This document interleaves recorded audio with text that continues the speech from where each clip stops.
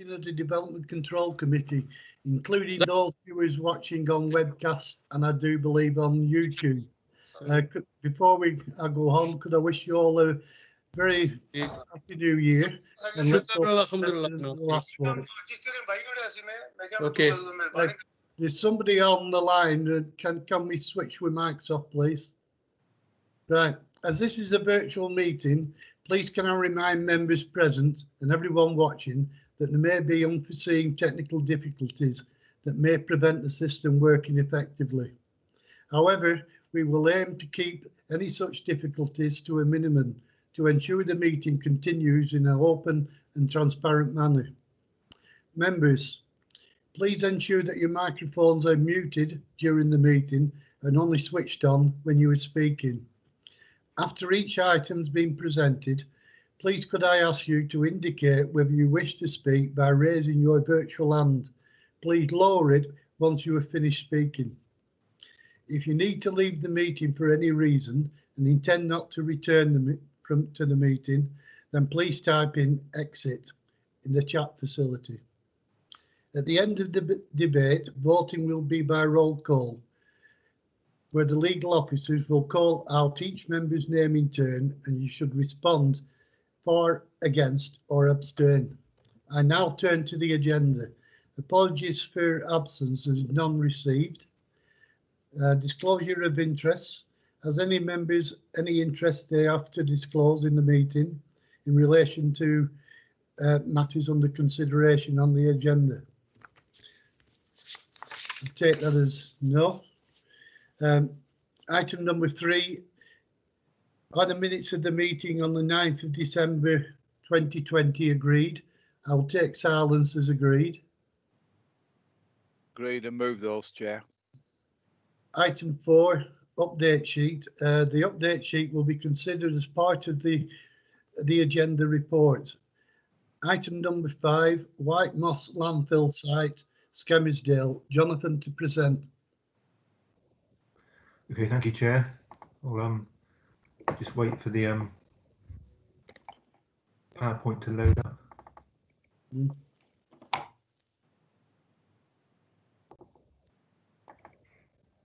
Right, I hope you can see those slides. Can, yes. Okay, good. Right, so this is application LCC 2020-0030, which is for the retention of 3 silos at White Moss landfill site off White Moss Road South in Skelmersdale. So this first slide shows the application site, which is at White Moss landfill site, which is off White Moss Road south of the M58. So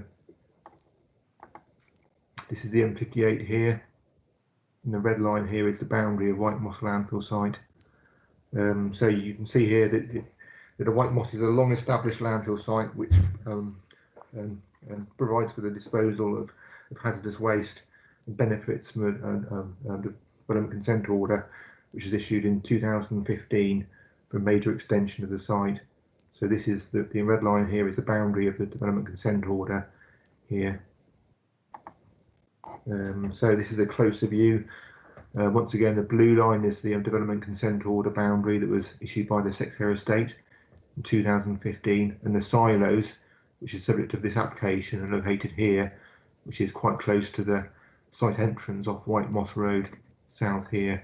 So you can see here to the north of the motorway, there's a series of industrial units, and the nearest houses, there's a few houses on White Moss Road south here, which are roughly 300 metres away from the silos, and there's also houses to the north of the motorway here in part of Skelmersdale. So again here, this is an air photograph that was taken probably several years ago now, because since this photograph was taken, most of the development consent order has now been developed either for a landfill cell in this area here, or for storage of excavated materials and soils which come out from the excavation in this area here. So at this time, the site were tipping hazardous wastes in this area here, and there was an area of restoration in this area here. So the silos are located here, just near the site entrance off White Moss Road south here. Once again, you can see here the industrial estates north of the motorway, and also the nearest major areas of housing located here. I think there's 3 or 4 houses located off White Moss Road South here. So this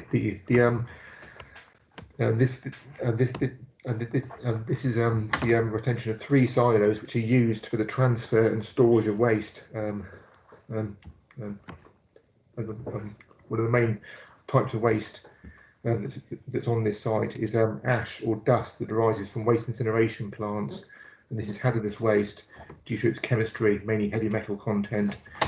This ash dust is imported in tankers, and rather than being loose tipped on the surface of the landfill, the material is loaded into the silo, and then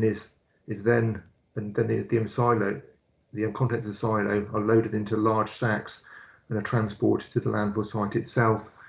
So you can see here, this slide shows a elevation of the silo, which is, I think, roughly 12 meters high. So row-going tankers come into the site next to the silo, and the contents of the tankers are loaded into the silo via pipe work, and then the silo is then emptied by this pipe here and is used to load large builder's sacks, which are attached to the outfall from the pipe here, and the sacks are filled and then stored and then transported to the landfill by a tractor and trailer. So this slide here shows the silos here. So you can see there's 3 silos in a row. So this is the site entrance here off White Moss Road South. So I just asked you to note here the landscape screening, which is around this part of the site, which does provide quite good screening to the site entrance itself. And from that, I don't consider there are any adverse visual impacts which arise from the silos. And again, this view here shows the first cell that was developed as part of the extension to the site. So what you can see here is prior to the landfill operations taking place, the operator excavates the sandstone and shale from the ground to create a void area, and those materials are exported from the site for brick making or for other general fill applications. The site is then lined with this black plastic membrane, which is often used to contain any leachate which is generated from the disposal of waste on the site. And then the plastic or the sacks which are used to contain the dust and the ash material, they are then used as a sort of buffering layer, which are placed on the surface of the liner itself, and then the further waste are tipped on the sacks. So what the bags of dust does, they actually provide a extra protection layer on the surface of the liner, which stops or which helps to prevent the liner being punctured. So in this case, the sacks of dust do actually perform a dual role. Firstly, they do actually give some protection to the liner, and they also ensure that the management of these dust and ash waste types are actually better contained. Otherwise, the tankers would have to come onto the site and loose tip the ash and dust on the surface, where of course it would be more subject to wind and dust impacts. So that's an important benefit of this site, which you need to take into account. If I can turn now to the update sheet, you will see that we've received an extra letter from a local resident, which is summarised on the update sheet, but the resident is concerned that the ash material to be stored in the silos is sourced from waste incinerators and contains high levels of dioxins, which are derived from the burning of plastics. And she's concerned that dioxins are a serious health hazard, and any dust which escapes from the silos could have serious health impacts for local residents. And local residents are very concerned about its impacts, and the public perception of fear is of course a material planning consideration. Residents are disappointed with the County Council after it failed to object to the application for the extension of the landfill site, and residents feel that these sites with their wider environmental hazards are less able or are always pushed towards more deprived areas of the county, where residents are less able to oppose such development, and therefore the resident requests that the permission for the silos be refused. Now, subsequent to the update being prepared, we received a further representation from the CPRE, which raises some further issues that I need to update you on. So the CPRE make a number of comments. Firstly, they say that the report should be removed from the agenda as it contains significant omissions. And although the bagging of the waste is preferable to open tipping of waste on the surface of the site, the CPRE feel that the location of the silos has significant impacts for the health and safety of residents, which should have been considered through an EIA. They also say there are no background papers to the report. They also say that the silos should have been contained within a separate building, and there is significant potential for dust impacts, and the silos are also located next to the access road where they could easily be knocked over by passing vehicles. And they've also included photographs showing dust releases from the top of the silos. In response to these issues, it must be noted that this site is already permitted to accept these types of waste in terms of the ash and dust materials I've referred to previously. Historically, these have been loose tipped on the landfill, and the use of the silo, which is used to fill the sacks, it means that these waste types can be deposited at the landfill space in a more controlled way, which minimises the release of any dust. Some of the representations have noted that dust was being released from the silo when they were being filled, and the applicant states that this was due to a faulty pressure relief valve on one of the silos. After this was noted and could not be repaired, the silo was taken out of use, and it has recently been replaced, which should mean that the dust release issue should no longer occur. It is also proposed to amend condition 4 on the recommendation to impose or to improve the regulation over the maintenance of the silos and the filling and emptying pipes, and the amendment is set out on the update sheet before you. So subject to those conditions, it is recommended that the silos provide an improved method for the management of these waste types, which should reduce dust emissions from this site. There are no unacceptable environmental impacts, and the application is therefore recommended for approval. Thank you. Right, thank you, Jonathan. Our legal officer will now read out a written statement on behalf of County Councillor Julie Gibson.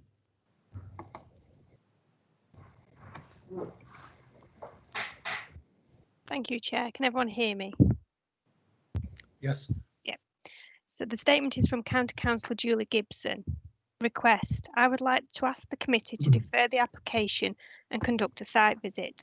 Background: the application is for retrospective planning permission for 3 hazardous waste silos that have been operating for just over 2 years without planning permission or any licence to operate them. These silos were not granted permission under the Development Control Order, Consent Order, DCO, that currently regulates activities at White Moss landfill sites. They were installed without permission or engagement with any of the statutory agencies. They are used for reception, storage, handling and bagging of fly ash before eventually disposal on the site. Fly ash is a dangerous material, and the silos in which it is to be stored are sited near a public highway, walkway and nearby residential area, and I am concerned that storage of such materials in the current site location is dangerous to local residents. As recently as December, one of the silos has been found to be being faulty, resulting in the loss of hazardous powder, and I am informed by one of the local borough councillors that this has been happening for 9 months, a fact which the company later acknowledged at their annual liaison committee meeting. I would draw the committee members' attention to the submission from the local ward councillors, Councillor Price-Roberts, Councillor West and Councillor Cummings, which in your paperwork, which outlines further peer review articles highlighting the dangers of fly ash. My own objection is based clearly on the grounds that the company failed to comply with the provisions of the DCO granted in 2015 and which cover the operations of the site. This has also been a reduction in the number of site visits by the County Council, which has allowed the company to develop the site without the necessary consents. The relationship between the company and the local community is a fragile one, and operating outside of the DCO does not build trust. The company should be mindful of their responsibilities to the local community. Conclusion. I would therefore ask that the meeting defer the application in order to undertake a site visit of the area and to see for themselves the issues outlined with the silos. The presence of the members from the committee visiting the site would also give reassurance to the local community that their concerns are being listened to and put down a marker to the company not to operate outside the DCO in the future. Thank you. Thank you, Kerry. Jonathan, I've had a request from Councillor Crompton if you'd show the picture, the photos, please. Yes, I've seen that, and I'll try and show them now, Chair. Thank you. If I get them to work. You have to bear with me. I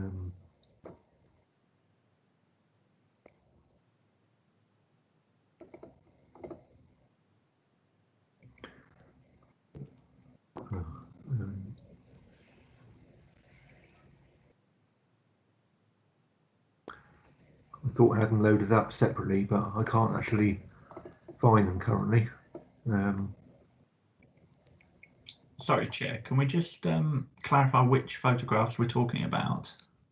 We're talking about the ones with the silo, I think.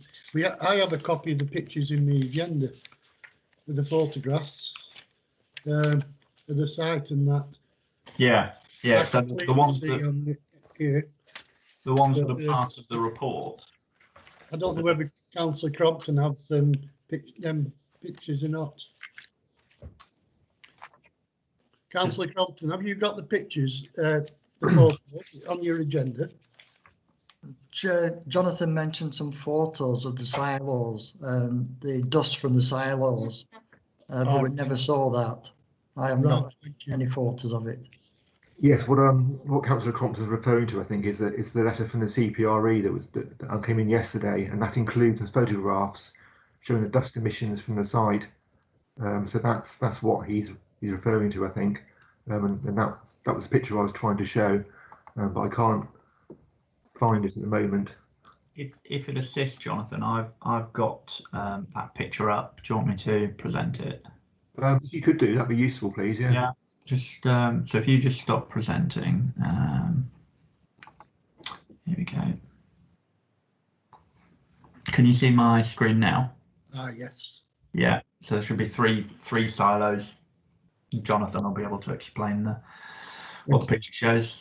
Thank you, Ross. So the silo that had the problem is this silo here on the left-hand side. So you can see the dust covering the top of the silo, and that was caused by a faulty pressure release valve at the top of the silo. So when the silo was being filled up, there's a valve that allows air to vent from the silo, and that valve was faulty. So when this silo was being filled up, the dust was venting from the top of the silo, which is causing these dust emissions that you can see in the picture here.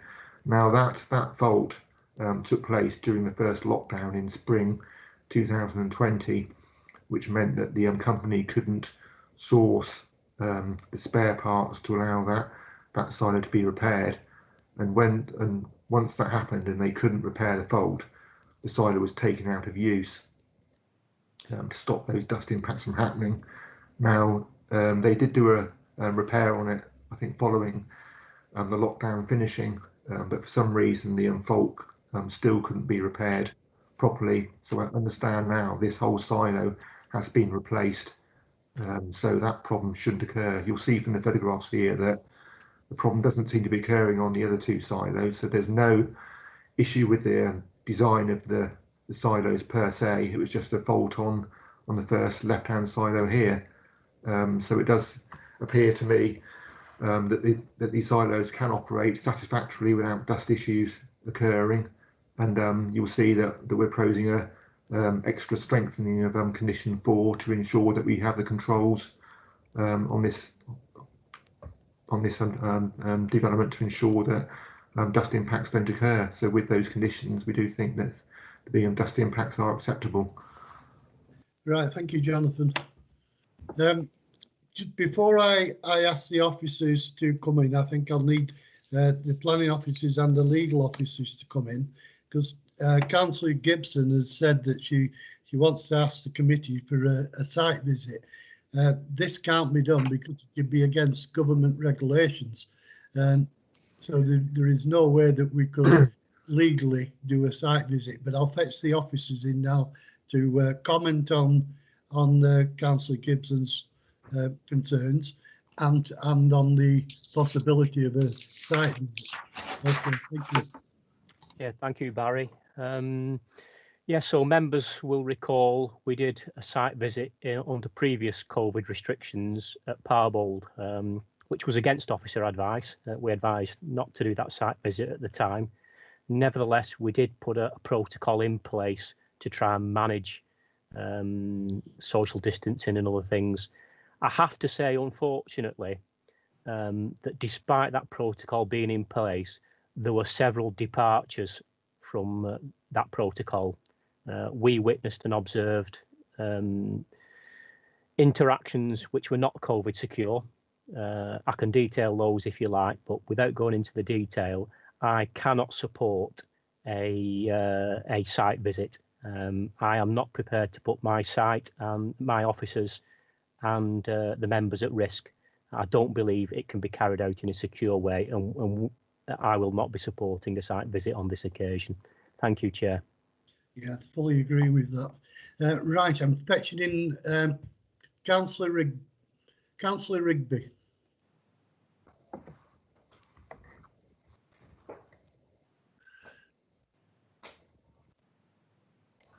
Morning, Chairman. Can you hear me? I can hear you loud and clear. Oh, thank you. Yeah, I'm a bit concerned about the dust that's escaping from this silo. It's if it's asbestos dust, it's terrible stuff. It could get into people's lungs that work on the site, let alone across the road. I think the officers do need to make triply sure that these silos are kept in first-rate condition. The job that they're doing, I appreciate they'll have filters on the top trying to separate the dust from the oxygen, but the amount of dust there is around one of them silos, it's pretty horrendous, Mr. Chairman. And I think the local people do need to know that, you know, it's just not going to escape again. Thank you. Right, thank you, Councillor Rigby. I think that's covered in the conditions, but I'll fetch the officer in to explain it. Yes, thank you, Chair. If I could just clarify, there's no instance of this dust containing asbestos. The dust and ash that's stored in these silos is residues from plants that burn household waste mainly. But there's no chance of that waste which contains asbestos. Whilst the site does take asbestos waste, that's tipped directly at the landfill. And these silos are only used to take the waste and ash that comes from waste incineration plants. Okay, thank you. Councillor Pattison. Councillor Rigby, will you lower your hand, please? Councillor Pattison, sorry.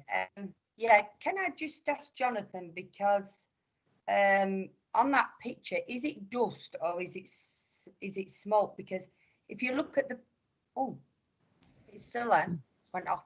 If you look at the top of page 9, it says large plummets of black smoke has been circulating in the area with implications for the health of local residents. So, you know, surely to goodness, with all the, you know, environment we're trying to clean out there, surely to goodness, it's like the old fashioned ICI that was at Middleton when I was little. There was always this yellow smoke. So is that dust, Jonathan, or is it smoke coming out of there? It's dust. Yeah, it's dust. Yeah. Dust. So what's that at the top of page? I know it's from the local council. What's that when it says a black smoke has been circulating? Where's that come from? I have seen that comment, but I'm not quite sure what that's referring to. I mean, when I've been on the site, I've never seen any smoke on the site, because it's certainly the case of waste is not burnt on the site, so I don't know where that's come from. But the picture shows dust from the silos. It's certainly not smoke. Right, thank you. Thank you, Chair. Right, thank you. Could you lower your hand, please, Councillor Patterson? Councillor Kay. Morning, Chair. Morning. Few little things I want to ask. The silos, are they maintenance? Do they have maintenance checks, and how often are they carried out? What health and safety procedures are in place? Manufacturing can, it says on one of the statements, manufacturing can leave dust particles. Fly ash consists of fine particles containing toxic metals, soluble salts. Are they harmful if inhaled to either site staff or to residents? The dust bags going to, the dust, I presume, is what I've read, is going into the bags and then moving. Why have we not got a building round that if that's how it's coming out showing on the pictures? Surely that should be in another sealed unit, all of that, with air filters. And then my last bit is the dust emissions from the site onto residential properties. Are there any grants available from the company to help cleanse their properties? Surely this is going to go in their windows, on their house. Who's going to maintain their houses with all this dust and particles? I worked alongside health and safety in the past for manufacturing with joinery, and to see how much dust can come just off cutting a piece of wood and be harmful to your health, I'm just a bit concerned what that's doing to people. Thank you. Jonathan, can you come back?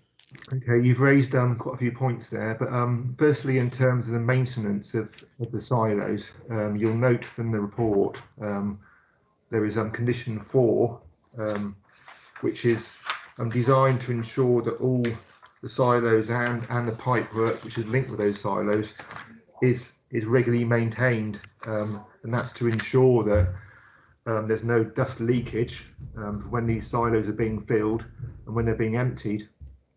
So we do think that with that condition, that should prevent, or it should ensure that the equipment's maintained to ensure that there are no dust impacts from this particular part of the site. In terms of the dust impacts themselves, I think the first step is, or the first thing to note is that this site is actually licensed to take dust and ash from hazardous waste incineration plants. So even if the silos weren't on this site, the site could still take those wastes, and what would happen is they would be loose tipped on the surface, which would give you even more potential for dust to be carried by the wind, and something that could reach neighbouring properties. And what the silos do is they allow a much better system to be put in place to ensure that dust is contained at the tipping face itself. So I do think that in terms of dust impacts from the landfill overall, the silos do allow an improvement in the control of dust issues.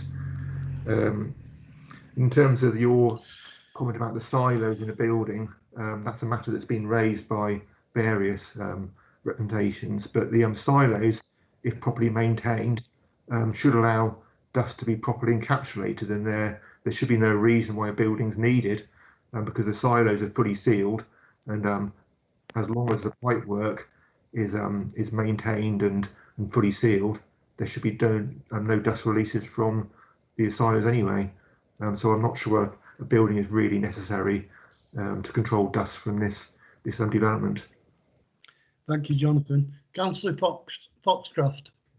Sorry, Councillor Yates, can I just come back on Councillor Patterson's comments there? Sorry, Councillor Kay's.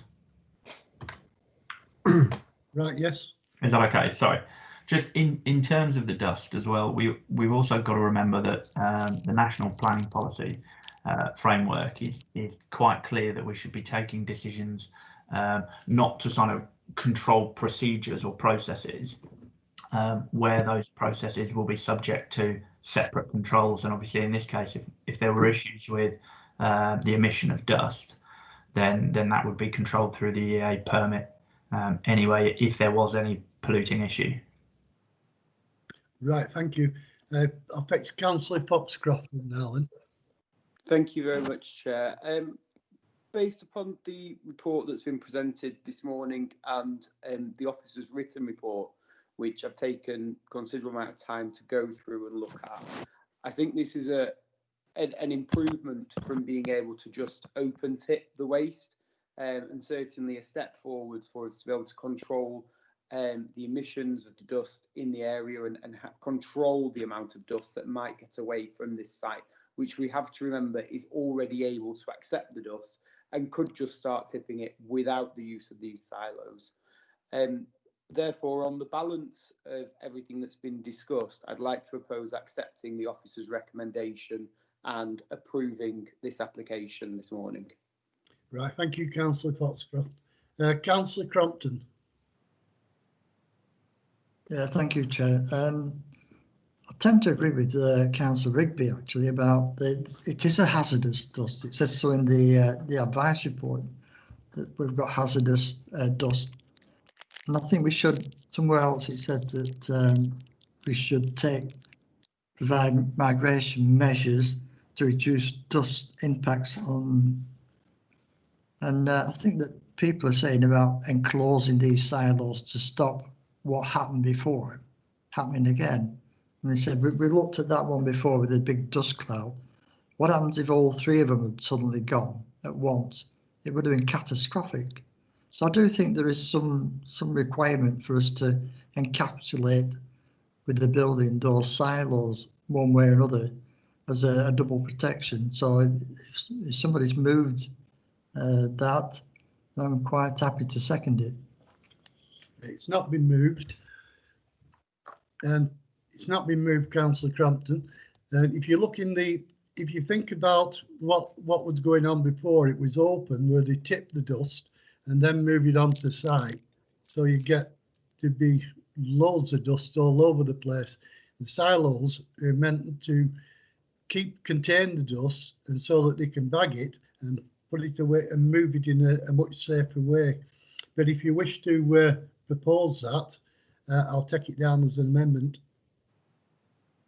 Yeah, Chair, I fully understand your sentiment there, but we have a duty to protect the residents of Lancashire.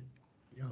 And looking at that picture of that one that suddenly developed a leak and sent all that hazardous, what should we say, dust into the atmosphere, I think we deserve to do something to try and protect the residents, especially around the area, a little bit more. So I'd like to propose that some sort of shelter is erected to encircle and encapsulate those silos. Right, thank you, Councillor Crompton. Ross, have you got that amendment down? I have, Chair, yes, yeah. Right, thank you. I'll move on now to Councillor Eaton. Thank you, Chair.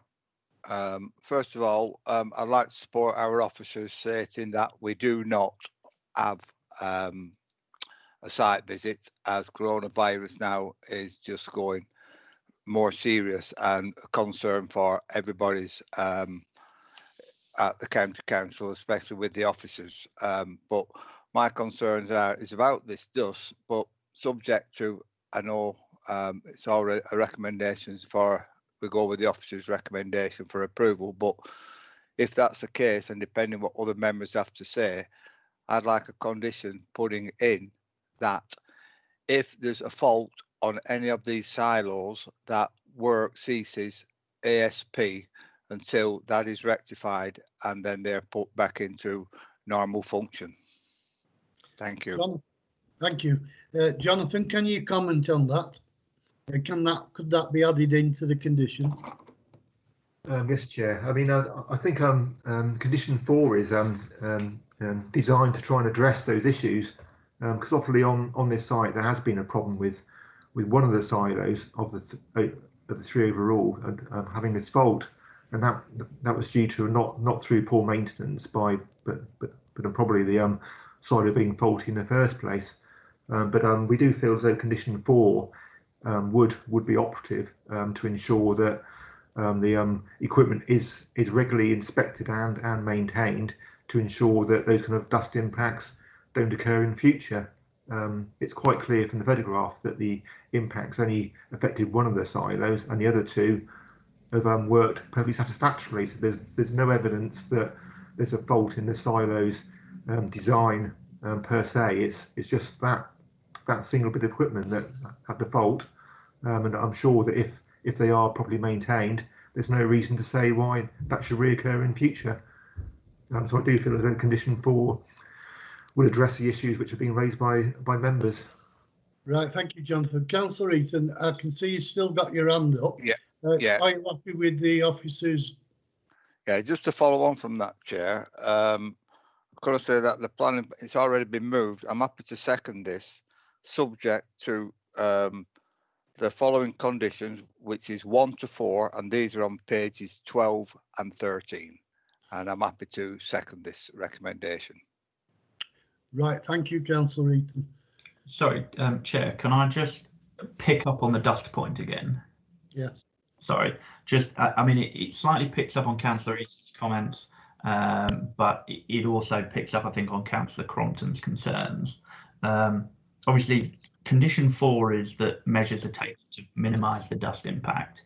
And so it sort of goes without saying, really, that if the inspection, maintenance, replacement of parts as necessary meant that there were excessive dust leakages, then that condition would be in play anyway, and it would be for the local planning authority to consider whether or not would be taking enforcement action. In terms of a proposal to enclose the silos within a further building, I think maybe committee need to consider the tests for the imposition of a planning condition, particularly whether or not it would be reasonable to essentially enclose an encapsulated storage facility within another encapsulated building. They might consider that that's not reasonable within the context. But thank you, Chair. Right, thank you, Ross. Councillor Townley. Thank you, Chairman. I was going to second Councillor Foxcroft's, but that's already been done. Yeah, I mean, I'm a great believer in the HSE. If there was such a bad problem here, I'm afraid they would have been all over that site like a rash, as would the borough environmental health officers. So I'm happy to support this the officers' recommendation on those grounds. Right, thank you. Councillor Clark. Thank you, Chair. On this matter, I actually think we've got to be very careful how we handle this, because at the moment they have got permission and the right to actually tip and everything they want. So at the moment you've got these silos, which are an addition, which is actually helping prevent dust on the site.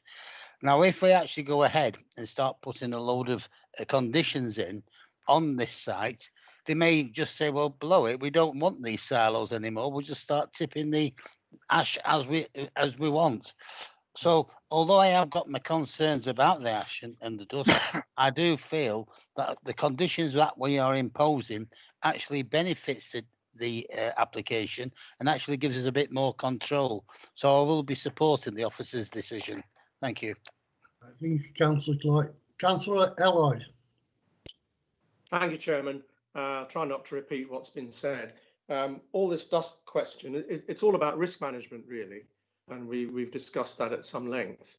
In an ideal world, I would like those silos to be physically enclosed, because that would be a belt and braces solution, if you like. But I can see, for practical reasons, that's probably not going to be possible, and therefore we have to take a pragmatic view and probably allow the proposal. But we do need to be eagle-eyed, and all the other agencies do need to be eagle-eyed on keeping a close watch to prevent the dangers of dust emissions. Thank you. Right, thank you, Councillor. I've got a proposal for approval and a seconder. I've got an amendment from Councillor Crompton, but no seconder. So I'll move to the vote for approval.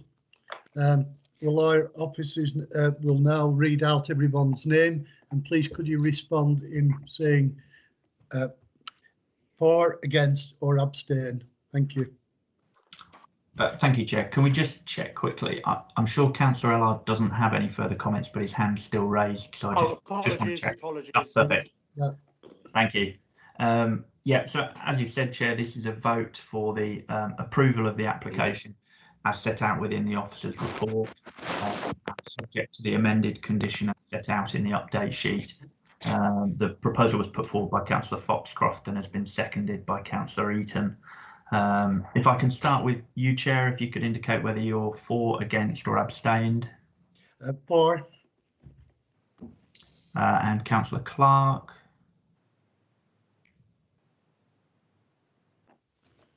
For. Councillor Crompton. Abstain. Councillor Dadd. Abstain. Councillor Eaton. For. Councillor Ellard. Abstain. Councillor Foxcroft. For. Councillor Hayhurst. For. Councillor Kay. For. Councillor Patterson. Against. Councillor Rigby. For. And Councillor Townley. For. I think that's carried, Chair. That's 3, 4, 5, 6, 7, 8. That's 8 for, 1 against and 3 abstentions, Chair. So that's carried. Right, thank you, Ross. That's approved. Move on now to item number 6, Common Bank Works, Common Bank Lane, Chorley. Rob to present. Thank you, Councillor Yates. Hello, everyone. Can you all hear me? Yeah, you're very low. Can you turn your mic up a bit, please? Yeah, it's all fully up. Right, we'll have to listen closely. Right, I'll just bring up some PowerPoint slides.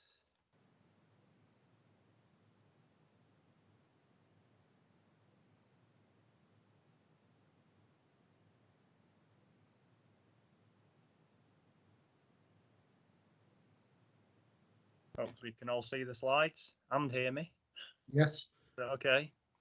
Yes, that's okay. Let's get to the start first. So this is a planning application LCC 2020-0052. It's for the erection of a recycling wash plant to process selected waste at Common Bank Works, Common Bank Lane, Chorley. So here's a slide showing the location of the site. So we've got the actual application site here edged in red, and that sits within the existing wider waste management site edged in blue. So this sits adjacent to an existing industrial estate. Access to the site is via Common Bank Lane, which is here, which is also a public footpath. This is the River Yarrow, which runs to the south of the site. We have a number of isolated properties over to the west, and a number of commercial residential type properties here. This is railway line, and this is the Chorley Wastewater Treatment Works. Here's an aerial view showing similar.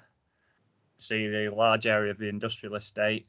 Here was some at the time, from this aerial picture was taken in 2016. You can see there's some ongoing construction works at the wastewater treatment works. You can see to the south there's a large area of woodland and agricultural land. Much of this is a biological heritage site. And just here you can see this is German Lane sand quarry, which has been dormant for quite a long time, but you can see evidence of sand working here. This slide shows the sort of proposed layout of the site. It's not too dissimilar now, but we've got this sort of bunded area. The proposed wash plant would be located here, or it is located here because it's already being built.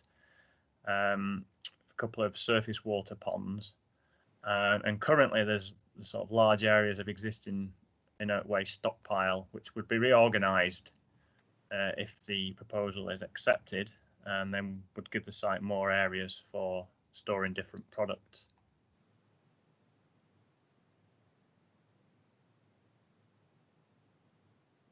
This is a schematic of what's actually being built on site now.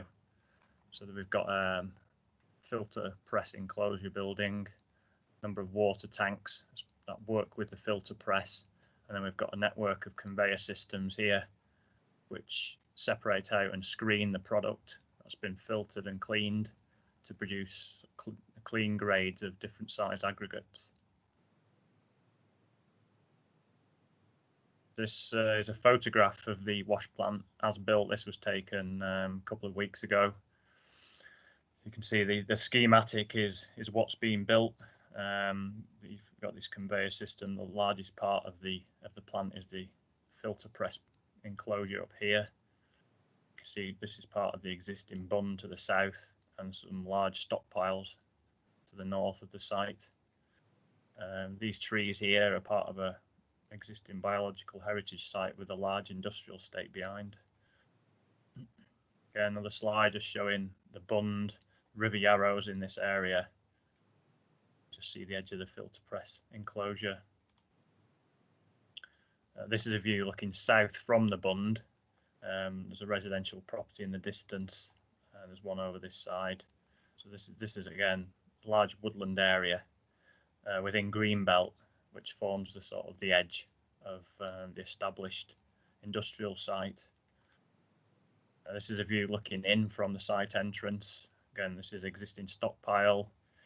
The site's already operational. Prior to this wash plant being constructed, this area would have been occupied by several crusher and screener plants in a mobile form rather than this more permanent fixture. This photograph shows the footpath that runs down the side of the existing site towards the River Yarrow. And this slide is Common Bank Lane, heading out towards Ackhurst Road. There's a sort of passing area on this side.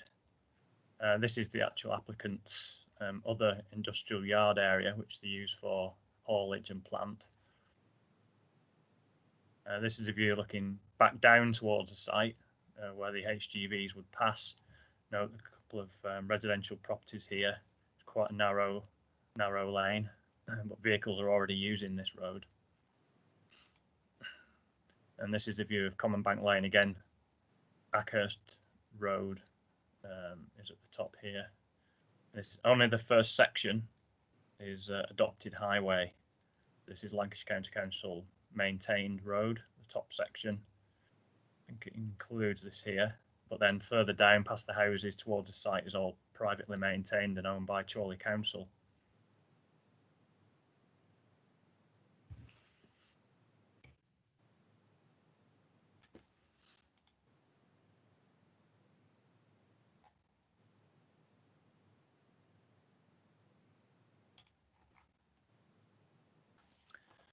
So this is an application for a wash plant to sort and process construction, demolition and excavation waste, and to efficiently retrieve materials that may otherwise end up being landfilled.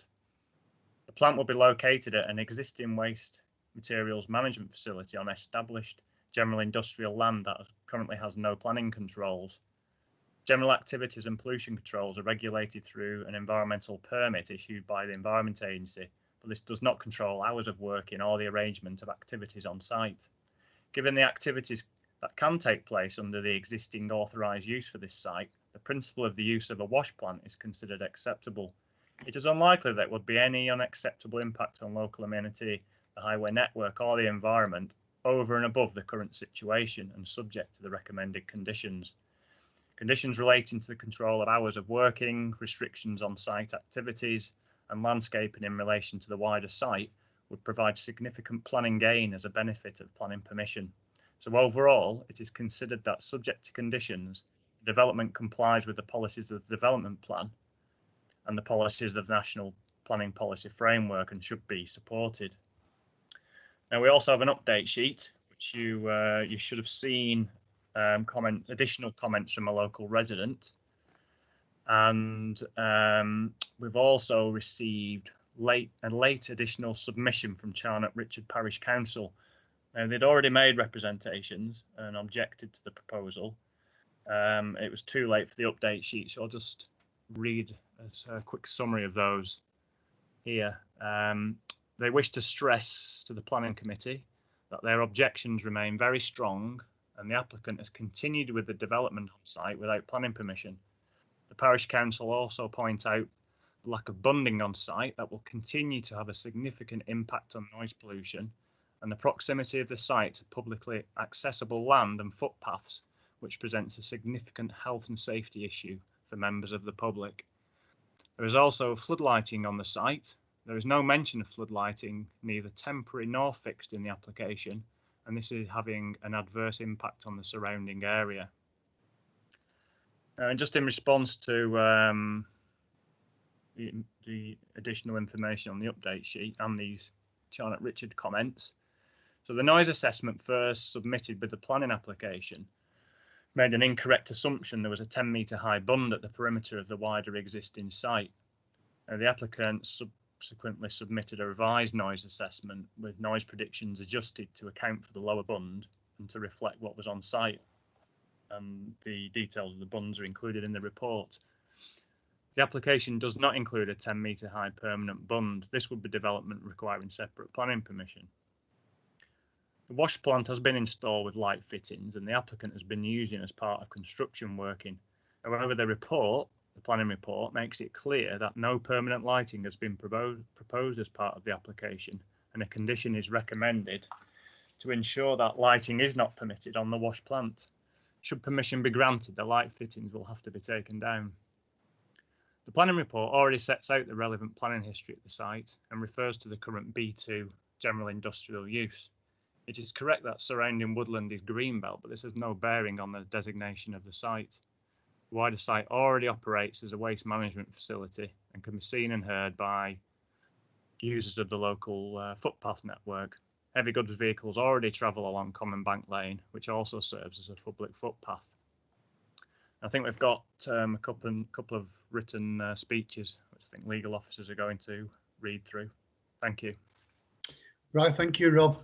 Yes, you're correct. There are 2 written submissions, which will now be read out by our legal officers from Chorley Borough Councillor Beaver and our local resident. Thank you, Chair. So, sorry, I cut you short. So I'll start with the statement from the local resident, Chair, and you'll have to forgive me. I've got the statement on my other screen, so if I look as though I'm turning away from you, I'm certainly not. As I say, this is a statement from the local resident. Having read the Principal Planning Officer's report, we have no strong objection to the proposed development of Common Bank Works. However, as we live immediately opposite this site on the south side of the River Yarrow, we remain extremely concerned about its potentially excessive noise from the development as a result of its new operation and any crushing plant. We request that, as laid out in the retrospective planning application by Ruttles Plant Holdings, the entire site is surrounded by a 10-metre bund and that a mobile crushing plant is also bunded in order to help suppress noise. This is currently not the case, especially to the south of the development and along the river frontage adjacent to our property. In addition, to help the new development blend in with the local, mostly woodland and rural surroundings that we are well used to by Chorley residents, we request that both the perimeter of the site and the bund itself is landscaped with trees and shrubs. Thank you. Thank you. The second statement that I have, Chair, is, as you rightly said, is a statement from Chorley Borough Councillor, Councillor Beaver. He says, as a councillor for Chorley North West Ward, I object to the above planning application. Common Bank Lane is little more than a dirt track and is totally unsuitable for HGV movement and Class 1 articulated plant transport vehicles weighing over 80 tonnes. My objections are based on the following points that the applicant states in his application. He quotes, "The proposed use will not be particularly vulnerable to the presence of contamination. He responds, the site sits less than 20 metres from the River Yarrow and is surrounded by Yarrow Valley Country Park. Again, he cites trees or hedges are not important as part of the local landscape character. He disagrees. He says this is not the case. The lane has been eroded by HGVs, exposing the roots of trees and hedgerows. He quotes the site is not in an area of flooding and responds by saying that the website for flood assist insurance state that Yarrow Valley is a flood risk. This was evidenced when I visited the site yesterday, Tuesday the 13th of October, with one of the residents of the lane, when we witnessed 2 workmen pumping out flood water which had flooded a public right-of-way. He goes on, the site is not within 20 metres of a watercourse. Again, he disagrees with this statement. It clearly is, and the plans show that the applicant intends to disperse overflow into it. He cites that there will be no effect on protected or priority species and no effect on biodiversity features. In response, Councillor Beaver says it's intended to release contaminated water into the river. He says the applicant states there is no intention to incorporate areas to stone or aid the collection of waste, to store rather, or aid the collection of waste. There is no explanation what will happen to waste. Councillor Beaver is of the view that the applicant hasn't explained what will happen with the waste.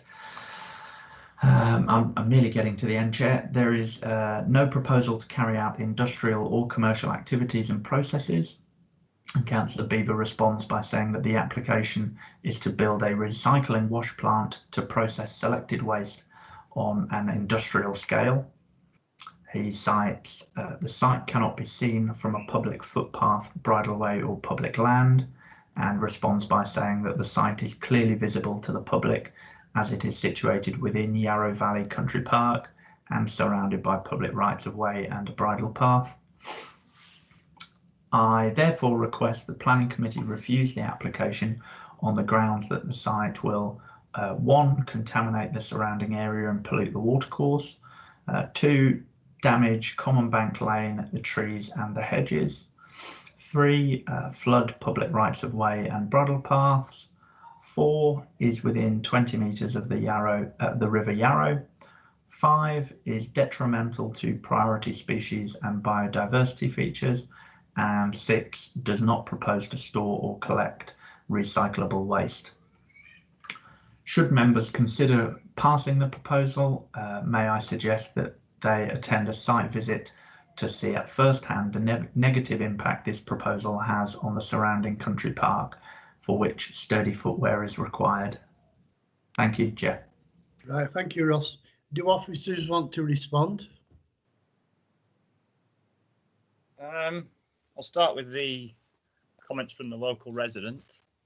In relation to the 10-metre bund, we've already discussed that in response to the update sheet. And also, as discussed in the report, we've already talked about control of noise, which is ultimately for the Environment Agency to control through the permit. And then in terms of landscaping, you'll note from the report there's already a recommended condition to provide landscaping of the bund and the surrounding area, and that applies to the whole site, not just the application site. So again, there's lots of conditions here that seek to control and tighten the sort of planning use of the whole site, right, as opposed to just the application site. So it's a real opportunity to try and improve things overall. In terms of the comments from the councillor, we've already received these comments and they're reported in the report. I've nothing extra to add on what we've already said in the advice, really. Thank you. Right, thank you. Right, Ross, do you not want to comment? Thank you, Barry. The only thing I would perhaps raise, and I'd actually perhaps comment with a question to Rob, is in relation to the resident talks about the fact that they're requesting a bund around both the wash plant and around any mobile crushing plant. Now, so that we're absolutely clear, so that members are clear, is it proposed that there will be any mobile crushing plant, Rob? You're on mute, Rob. At the outset of the application, it wasn't entirely clear what they were proposing in terms of the existing mobile plant they have on site and this proposed wash plant, or the wash plant as it's already there. So we've had discussions, and ultimately I've recommended conditions which seek to ensure that the site can only operate the wash plant, the newly constructed wash plant, and one other crusher. So there'll be no opportunity for them to have a crusher and then bring on another couple of screeners when they get busy. So that I was really careful to ensure that they couldn't just sort of intensify the use above and beyond what we could control. So we've already got a bund of sorts. It's up to sort of 3, 4, 5 meters in places. It's a bit lower in other areas, but the noise assessment, the revised noise assessment, took account of the lower bund levels. And we're also seeking, there's a condition where we're seeking not only the use of only one crusher, but to relocate it behind the filter enclosure building. So that will again take it away from where it has been problematic in the past in terms of generating noise. So that detail would have to be submitted as part of a condition for us to approve. I think that's so there's no real suggestion of any need of any other further enclosures. The noise assessment is what it is. There's no suggestion that the noise would increase as a result of this. It's ultimately for the Environment Agency to control the noise, whether it be the existing noise or any noise that occurs in the future. Right, thank you. Perfect, thank you. Thank you. I'll bring in now Councillor Eaton. Thank you, Chair. Well, first of all, could I say thank you, the officers, for this report. I have read the concerns of the residents. I've looked at those in thorough. I think that these have been addressed in conditions 1 to 7, which these are on page 36, 37 and 38. I think majority has been addressed. I looked at the concerns about the flood risk, but again, that's been addressed in here. And with what we have in front of us today, I would like to move the officer's recommendation for approval, subject to what other members have to say. Thank you. Okay, thank you. Councillor Clark. Thank you, Chair. I'd like to thank the officers for a very comprehensive report which they've gone through, and all the work they've done on this. It's a lot of work gone into it. I have looked at the concerns of the residents and of the councillors of the area, but reading through this and all the conditions which we are going to put onto the application, I feel that we are actually improving the working of this site, and therefore I would like to second the proposition that we go forward. Thank you. Thank you, Councillor Clark. Councillor Eaton, Clark, could you lower your hands, please? Apologise for that, Chair. Right, thank you. Councillor Elliott. Thank you, Chair. I echo the comments that people have made about the conditions. They're very, very important to control the whole development. I suspect one of the reasons why local residents and indeed the local councillor have their concerns is that the developer went ahead with this thing without planning permission. Well, that's hardly going to improve neighbour relations, is it? And I do wonder, do we have any intelligence as to why the proposer, who ought to know what they're doing in terms of planning law, why have they gone ahead with this without seeking planning permission? Thank you. Right, can I fetch the officers in, please? Rob, do you want to comment? I think all I can say on why they didn't secure planning permission, they were already following the route down what they needed to do for the permit, and there are quite a wide range of permitted development rights for industrial sites, and where they don't need planning permission for certain developments, and I think they maybe rather casually thought they didn't need planning permission, as it is plant and machinery rather than a traditional building.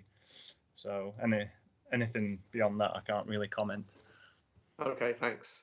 Yeah, Representative, when they put these applications in like this, we could do as a committee to have some powers where we can smack their hands in some way because they're not following planning law. But Ross, you don't want to comment, do you? No. Yeah, so I mean, it's probably also worth adding. I mean, I put a paragraph in the report. It's not illegal to carry out development without planning permission. You can apply retrospectively, and it does say in the Planning Act you can do that. It's just at their own risk. If they don't get planning permission, then it's problematic. Yeah, thank you. Councillor Crompton. Yeah, thank you, Chair. Looking through the papers on page 30, United Utilities are actually raising some objections about the foul water and public sewer, etc., etc. And they say conditions are recommended accordingly. But I can't find any recommendations. Is that for us to put the recommendations in? Because there's nothing on page 37, 36 or 38 referring to what those conditions are. Could officers just answer that for us? Yeah, Rob, can you come in, please? We received the comments from United Utilities before we received the surface water management plan from the applicant, which was then consulted on. But ultimately, it's a matter for the Environment Agency. They already control the surface water issues through the permit, so there seemed no reason to duplicate that function, really. Okay, thank you. You're all right with that, Councillor Crompton? I'll have to be, won't I? Thank you. Councillor Townley. Thank you, Chairman. Just a very quick question. Obviously, this site has, well, it has a single footpath that runs along the north side of it. Is there going to be, I can't imagine there would be, but is there going to be any interruption along there? Has there been any interruption? Right, Rob, could you answer that? Yeah, there's a footpath to the west and north, and yeah, the actual application site is sits within the wider site, and that's all secured with fencing, and the path's outside that boundary. There have been problems with flooding on that site in the past, but not from the river. It's not fluvial flooding, it's just surface water ponding in that area, and I think the applicant is looking at trying to resolve that with our footpaths people and the Environment Agency. They are having to do some pumping, but it's not necessarily direct consequence of the site operations. I'm not entirely sure what the issue is. Yeah, no, my second, sorry, and final question then is, could we put a condition on that works to drain water away from the public rights of way, wherever and whatever status they are around, or yes, well, around the site? Would we be able to put a condition on that groundworks were done to alleviate the ponding and the flooding on public rights of way on this application? We couldn't by condition because the footpath's outside the site. It's outside the applicant's control, as far as I'm aware. It's certainly not within the red edge of this planning application. No, but they own the wider land within the wider site, but I don't think they own the footpath or the land beyond the site. The footpath is outside the wider site, what I call the wider site, as in the existing waste management site. It's outside the fence line. I'm not aware that they own the site. Even if they do, it's outside the realms of this planning application, and it's certainly outside the realms of whether it's necessary for this planning application. It's a completely separate matter. Right. I would have said that might have been a neighbourly thing to do, but because it seems very strange to me that they don't own the land over which the footpath runs. I would have thought their ownership would extend to the woodland and the escarpment. It may well do, but it's not related to the proposal in front of us for the wash plant. Informally, I am aware they are looking at trying to improve that footpath, and they have been doing some pumping works as well to take the water away from the footpath. Okay, thank you. Right, thank you. Sorry, Chair, if I can just add to what Rob's just said as well. There's obviously already provisions for if they were the landowner, and I'm in the same position as Rob. I don't know whether they do own the land on which the footpath runs, but sort of regardless of that, in terms of whether we should be conditioning through the planning regime, there are powers already available. You know, if that route isn't passable, there's already provision under the Highways Act, and we could be working with them. If they were the subsoil owner, we could be working with them to clear whatever issues exist through the Highways Act without having to require a condition. Yes, I agree. We footpaths could have a look at that if there was a problem. But maybe if we just ask as a friendly gesture if they can do something. Right. Sorry, Chairman. Councillor Townley, you still got your hand up. Yeah, for a good reason. Only that, you know, the planning applications are not just solely sometimes to do with it. You can use the planning legislation to enforce things on public rights of way. I just wanted to make that clear to people. Absolutely. Yes, you're absolutely right. We can, but it is outside the red boundary. So can you take your hand down now, Councillor Townley, please? I'm going to move to the vote. Sorry, Chair. I've had approval from Councillor Eaton and seconded by Councillor Clark. Could I ask the officers to do a roll call of members, please? You can, Chair. Do you mind if I just briefly reply to Councillor Townley, only very, very quickly? Okay, right. So, okay, sorry. Just in terms of conditions, and I absolutely agree with Councillor Townley. We do have to require that conditions are relative to the development, or relevant rather to the development. And so we absolutely could do things with public rights of way in terms of, you know, diversions and improvements and that sort of thing.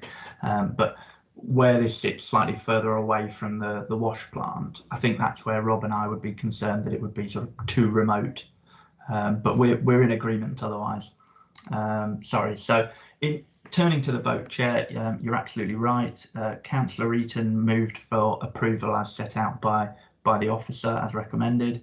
That was seconded by Councillor Clark. If I could start with you, Chair, if you could indicate whether you're for, against or abstaining. For approval. And Councillor Clark.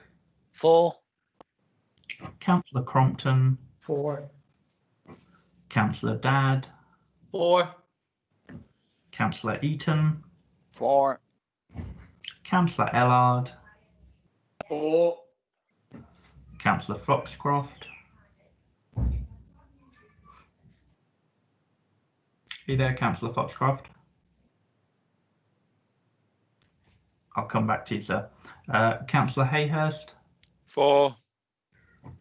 Councillor Kay. For. Councillor Patterson. For. Councillor Rigby. For. And Councillor Townley. For. And if I could just return, Councillor Foxcroft, if you're able to hear me, could you indicate whether you're for, against or abstained from this proposal?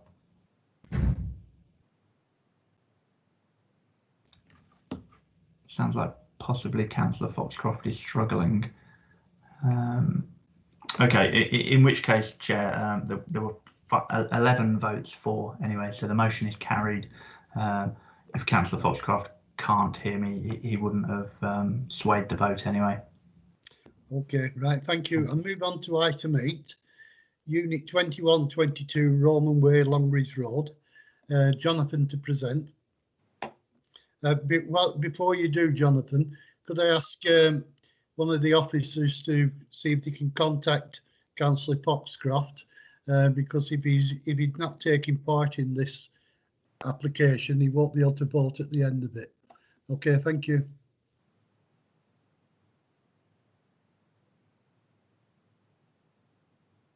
Right, Jonathan. Thank you, Chair. Are we not on agenda item 7, Mr. Chairman? We are. I'm just trying to show you.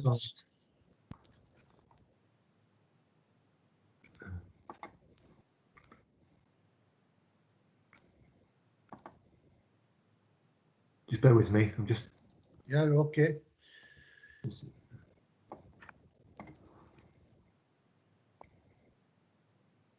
Why isn't it playing?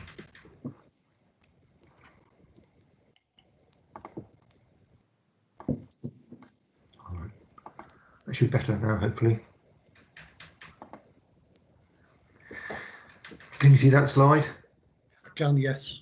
Good. Okay, so this is application LCC 2020-53, which is for the change of use of land and buildings to a site for the recycling of and storage of waste plastic contained in waste electronic and electrical equipment. And that's at Unit 21 and 22, Roman Way, off Longridge Road in Preston. So this first slide shows the application site, which is on an industrial site located between Preston and Longridge. So this is the M6.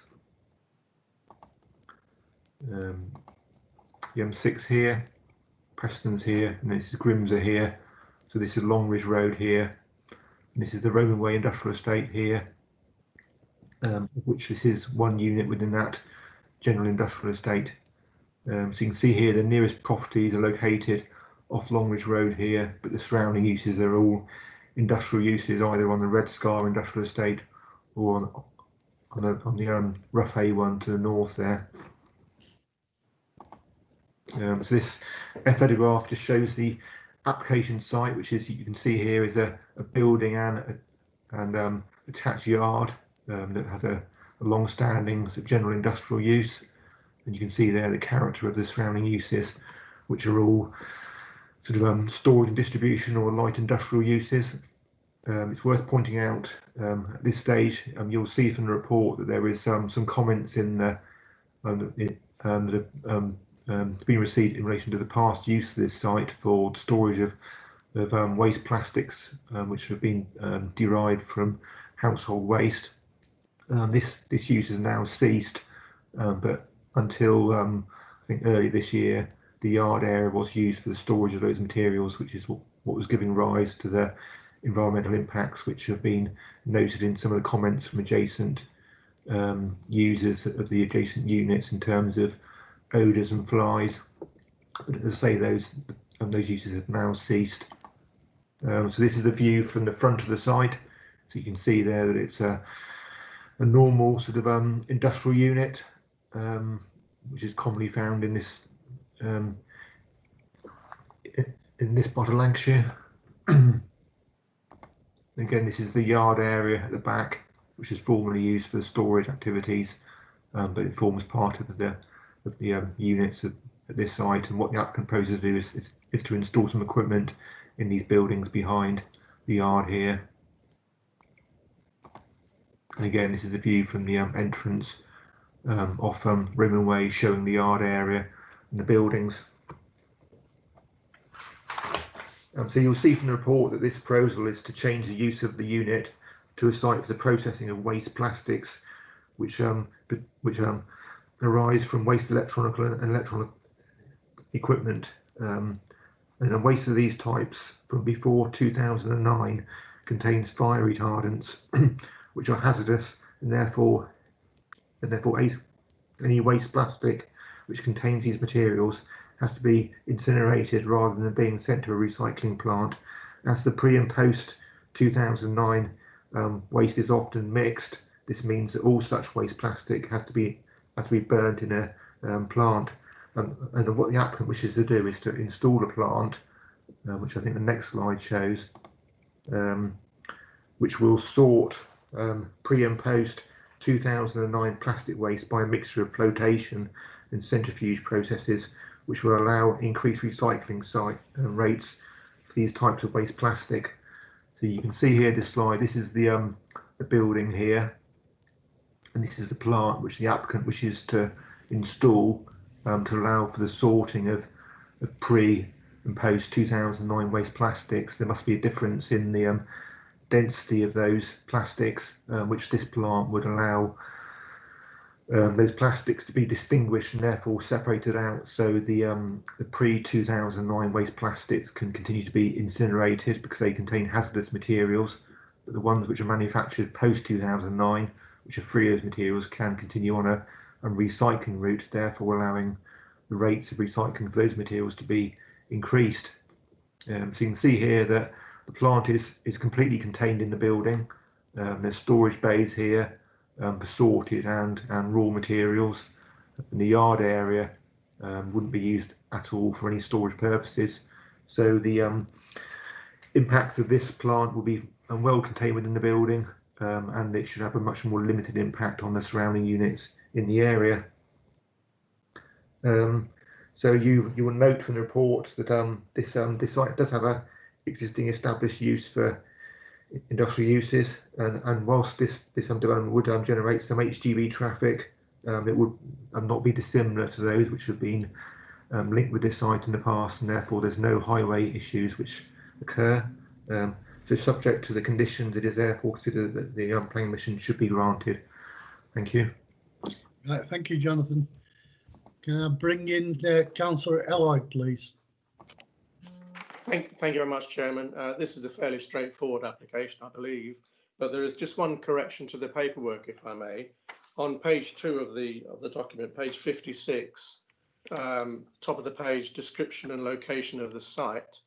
There's a bit of an error here that it says the location is 1.4 kilometres west of the M6 junction.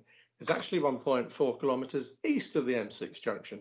If it were west of the M6 junction, I could probably see it outside my front window. So just a correction there. Thank you very much. Right, thank you. Jonathan? Well spotted. Okay, thank you. Right. Councillor Clark. Thank you, Chair. Actually, after reading the application and seeing what the officers have actually put into this, I can see no objections at all to it. So therefore, if I would like to second the proposition, and also I'm just glad it's not being built by Kevin's house. Okay, thank you. Right, thank you. Councillor Allied, did you propose it? I didn't, but I'm happy to so do. Okay, thank you. Right. Councillor Crompton. Yeah, thank you, Chair. Just on page 60, on the hours of working, is that right? It's working 24 hours a day, Monday to Friday.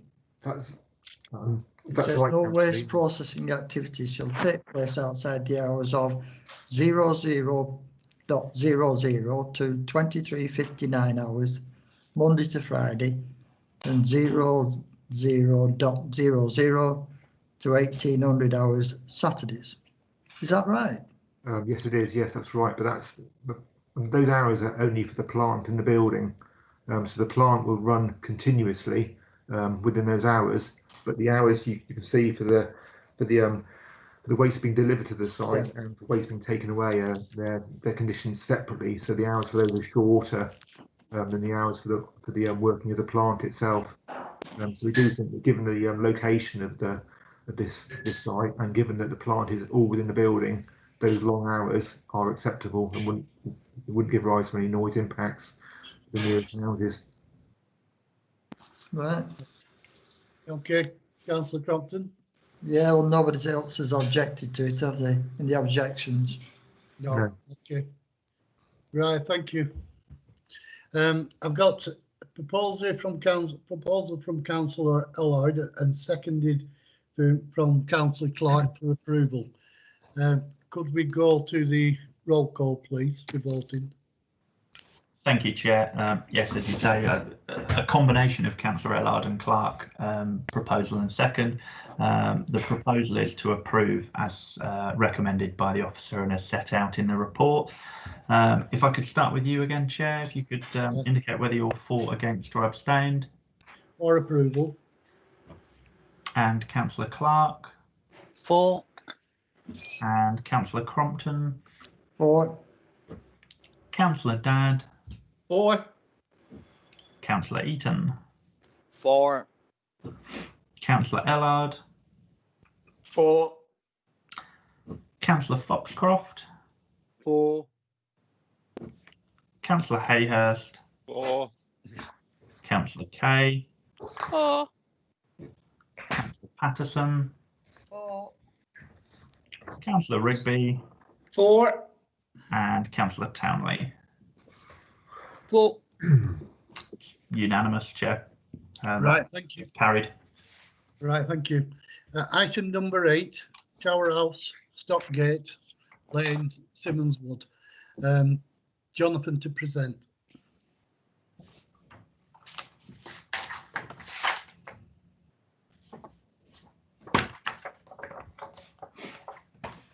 Okay, thank you, Chair.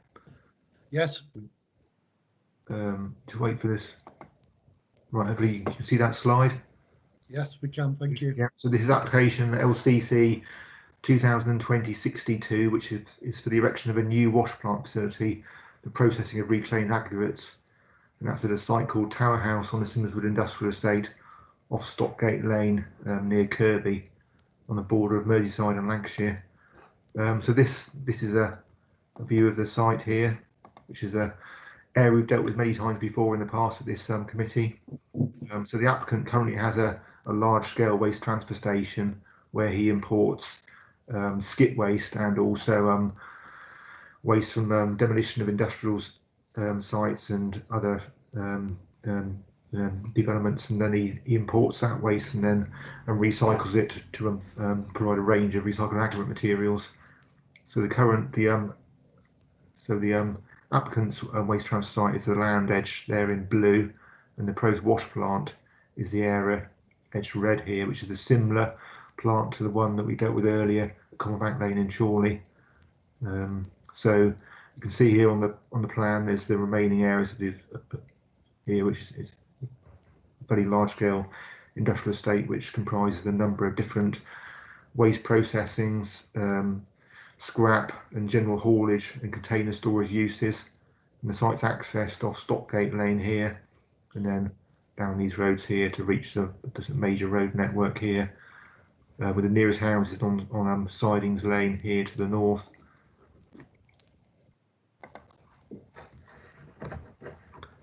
So this view here just shows the applicant's current waste transfer station. So you can see here that at present the applicant has a range of processing plants which are used to dry screen waste materials to produce a range of different aggregate materials.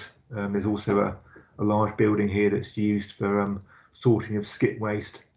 So the proposed wash plant is in this area here, and these are the nearest houses here on Sidings Lane.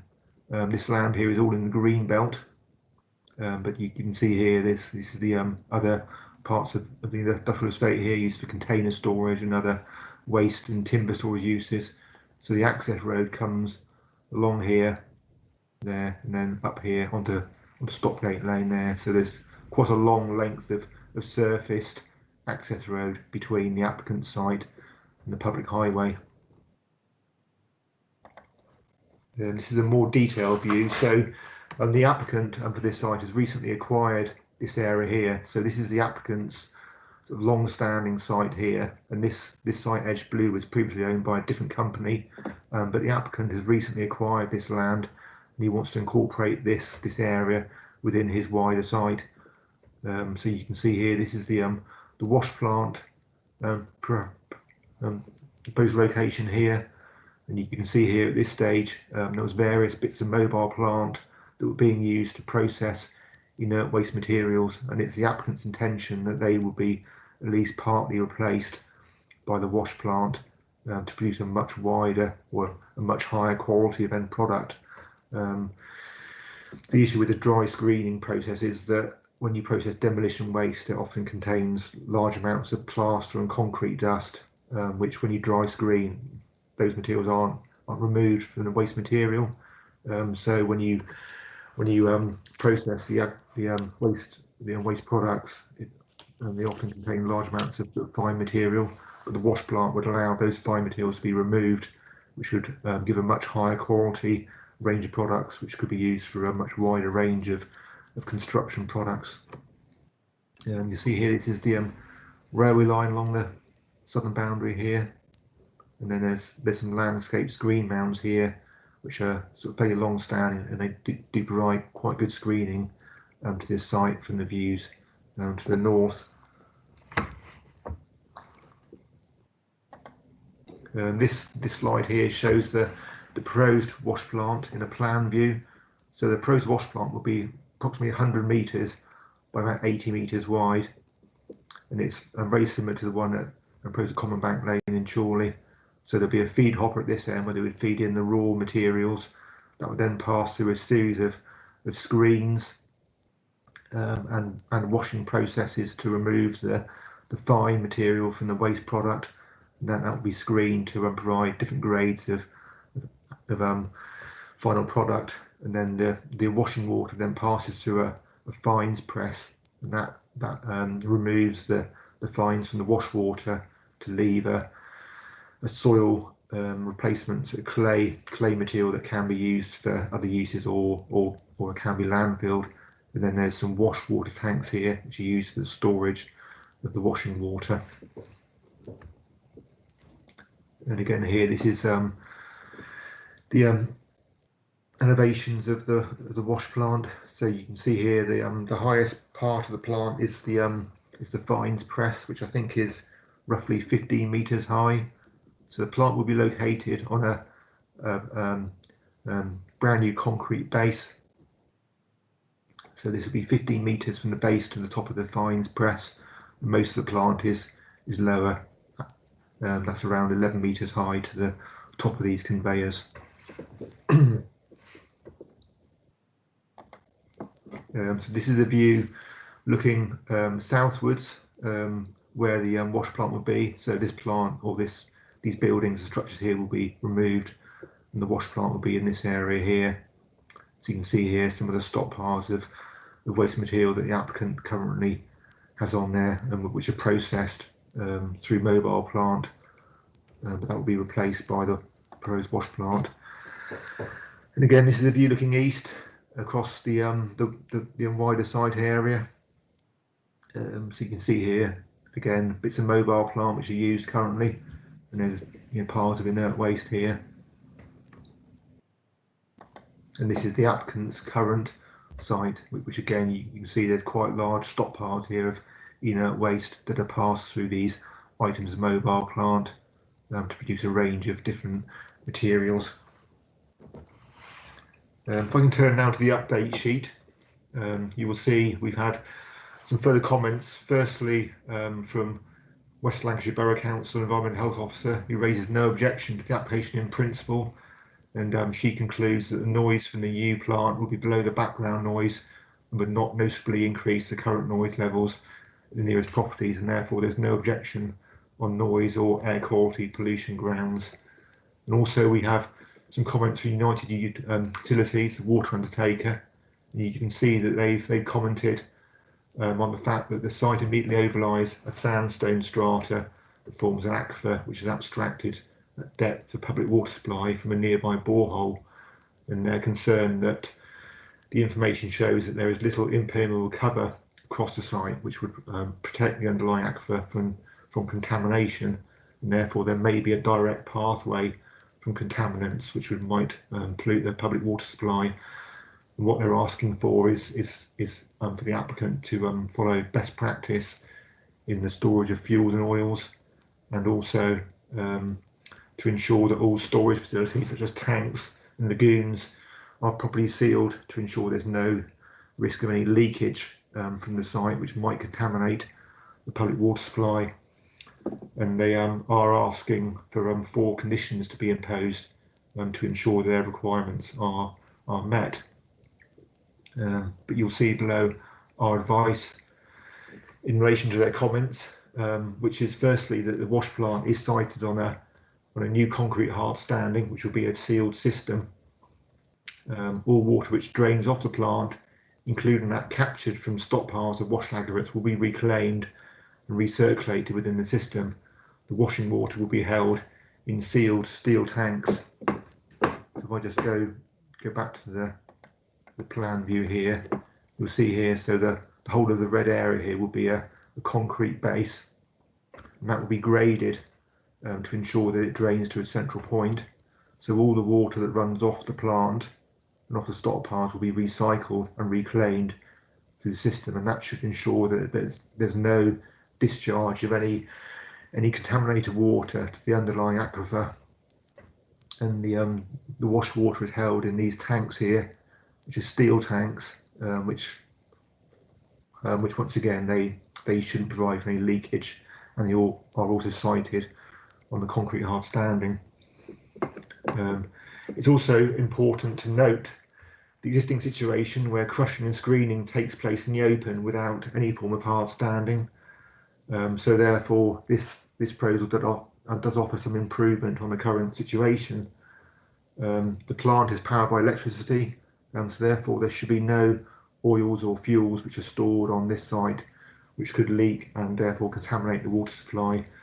So therefore, to address the comments from yacht utilities, we are recommending that condition 8 be modified just to deal with how the concrete base is constructed and graded to ensure that it captures all the water that might flow off the plant, to ensure there's no runoff from this site in normal conditions onto the surrounding land. Of course, during storm conditions, it might be possible that the water does run off, but in those times we are saying that the water should be collected and not allowed to discharge into the public sewer, and that's important in terms of ensuring there's no flooding downstream from the site. So subject to the conditions in the report and the modification to condition 8, it is considered that the development can be supported. Thank you. Right, thank you, Jonathan. Could you take your slide down, please? Yeah.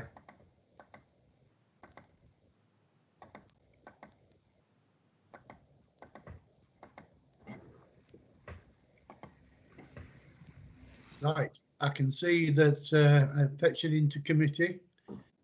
We haven't got any hands up.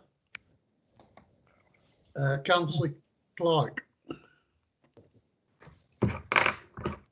Thank you, Chair. I'd like to thank the officers again for a very good report, which they've actually done on this development. We've actually dealt with this site so in the past, and I can see no reason to actually stop this going ahead. So therefore, I propose that we accept the findings of the officers and approve the application. Thank you. Right, thank you. Councillor Eaton. Thank you, Chair. Just to support what our fellow councillors just stated, that the planning permission be granted and that subject to conditions 1 to 12, and those are on page 78, 79, 80 and 81, subject to which our officers just stated that condition 8 is to be modified. Thank you, Chair. Thank you. Councillor Clark, can you lower your hand, please? Councillor Crompton. Yeah, Chair, in reference to section 8, are you happy now with the outcome? Are there no objections at all now? To the officers? Yes. Yes, please, Chair. Yeah, Jonathan. Well, you see from the update sheet that United Utilities have made a number of comments on this application in relation to groundwater protection, which they've set out in their response, and they have asked for 4 conditions to be imposed which deal with those. Now, we don't think that those conditions are really all required, because when you look at the design of this plant and the use of the site currently, we don't think those conditions are really necessary. So they don't meet the tests for conditions, but on what we are proposing to address their concerns about groundwater protection, we are proposing the changes to condition 8 to ensure that this site this plant is located on a concrete base, that the base is graded to ensure there's no runoff from the plant to surrounding land where there could be contamination, and to ensure that any runoff is properly directed and controlled. So we do think that with that condition, we have addressed their comments. Right, thank you. Hope you're all right with that, Councillor Crompton. Yeah, Chair. My update sheet only goes up to agenda item 6 for some reason on the the one that I got through the other day. So I haven't seen the latest information from UU. I'm just wondering whereabouts that is. Right, Jonathan? Well, the update sheet it's on 3 pages, and the item 8 is on page 2 and page 3 of the update sheet. So I would hope you would have the whole of the update sheet. Right. I think that's answered that. You're all right, Councillor Crompton now. Right, I've got a proposal for the application, Councillor Clark, and a seconder in Councillor Eaton. Could we move to the roll call, please? Thank you, Chair. So this is a vote on moving the proposal as recommended, or approving the proposal rather, as recommended by the officer and as set out within the update sheet. Now, if I could start with you, Councillor Yates, if you could indicate whether you're for, against, or abstained. For approval. And Councillor Clark. For. And Councillor Crompton. For. Councillor Dadd. For. Councillor Eaton. For. Councillor Ellard. For. Councillor Foxcroft. For. Councillor Hayhurst. For. Councillor Kay. For. Councillor Patterson. For. Councillor Rigby. For. And Councillor Townley. For.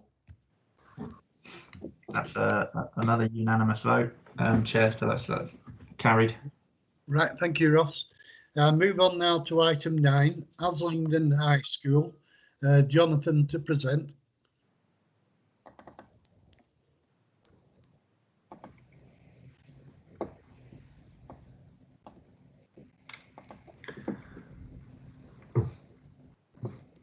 Okay, thank you, Chair. Can you hear that? Hear me and see the slides? Yes. Yeah, okay, so this is application LCC 2020-65, which is for the installation of new and replacement 2.4 metre high and 3 metre high fencing and gates to enclose the school site, construction of a footpath with new entrance path, which is at Haslington High School off Broadway in Haslington. So this is a large secondary school in Rosendale. The site is currently largely fenced by 1.2 metre high fencing, which the school say is insufficient to prevent pupils from leaving the school and also to prevent unauthorised access outside school hours. The school therefore wished to erect a mixture of 2.4 and 3 metre high fencing around the school building. So the school fronts Greens Lane, which is the road here. It's Greens Lane, and also Broadway, which is the road here. So you can see here that there's properties which face the school across the road from Broadway, but the road down Greens Lane is largely a sort of rural road with less properties which face it.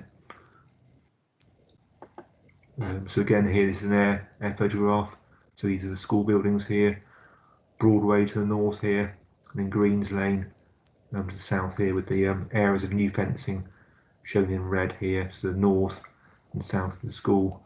And there's a mugger area here that's already enclosed by 3 metre high fencing. So obviously that part of the building is, or a part of boundary is already secure, hence why there's a gap there. So this slide here just shows what's proposed. So the 2.4 metre high fencing is shown as the purple and the green lines along here, and a small bit there, and the 3 metre high fencing is the area just by the tennis courts here, and that's designed to stop balls leaving the school boundary here. So this Greens Lane here, Broadway here to the north. So I've got some photographs now showing different views of the school site. So this is the main entrance here. You can see here the current 1.2 metre high fencing, which the school wish to replace with a 2.4 metre high fencing, which would be in a similar colour. It'll be a mesh style security fence, similar to what we've dealt with on our other school sites. Again here, this is a view looking along Greens Lane here with the current fencing, which you can see is pretty tatty anyway. But obviously it's quite low, and the school wish to make it higher to provide a higher degree of site security. And again here you can see here the school building with the current fencing along here. So these are various views around the side and rear of the school buildings. So these will be enclosed with a 2.4 metre high fencing. And again here, this is the existing mugger, which is the 3 metre high fencing, which you can see the impact of there. And I think the last slide is along Broadway, where the school are proposing 2.4 metre high fencing. So you can see here, this is the mugger fencing here. So what the school are asking for is for the 2.4 metre high fencing to run along here, facing Broadway. And that's the school in the background there. You will see from the report that it's brought before you due to the objection from a local resident who lives on Broadway and who is concerned about the visual impact of the fence. And we do recognise that the fence would have some visual impacts. However, the applicant has agreed to a condition which relates to further landscaping on this frontage of the school site here, facing Broadway, which would provide further mitigation for the visual impacts of the fencing.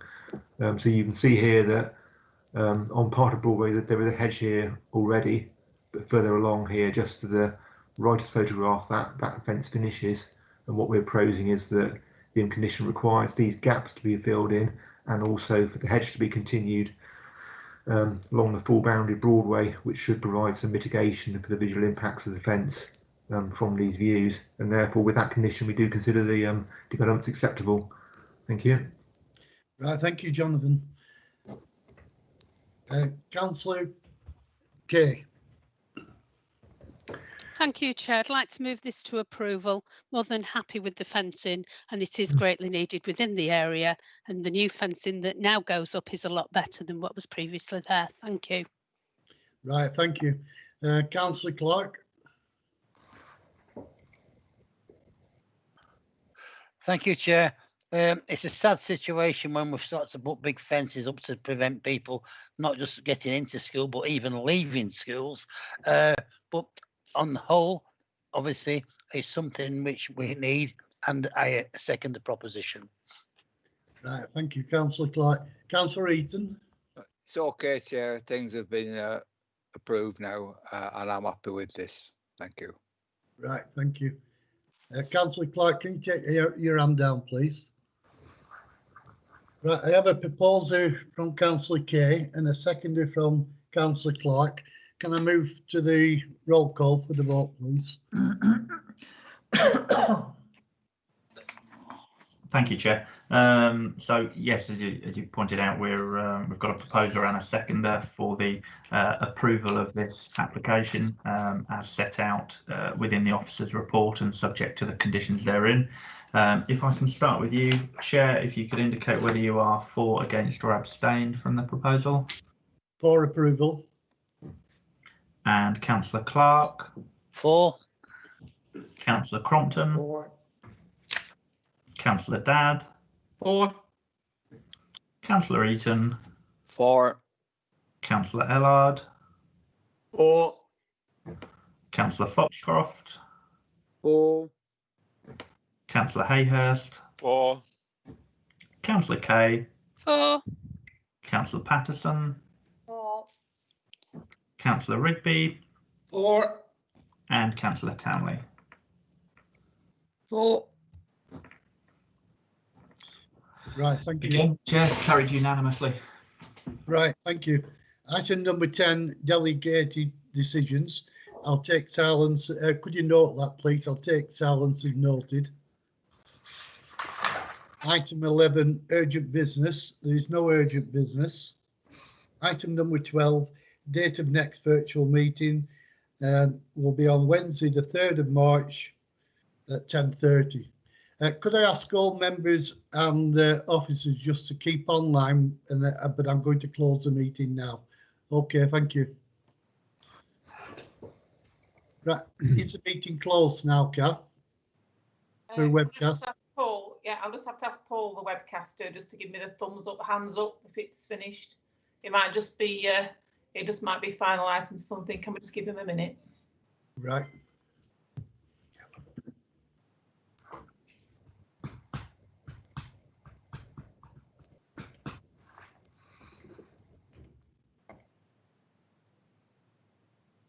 Paul, are we okay? We're okay now? No, just a minute, Chair.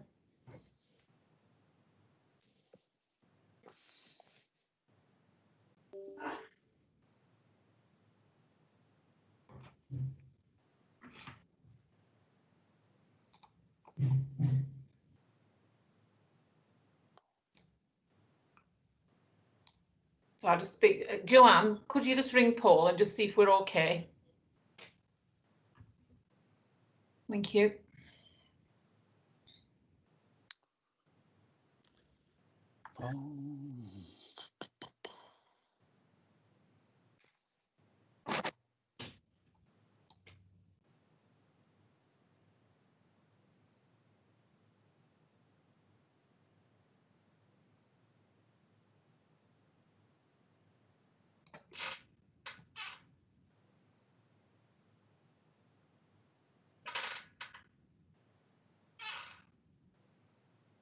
We are still live, Chair, because I've got the webcast running. Oh. So can we just wait, please? Yeah.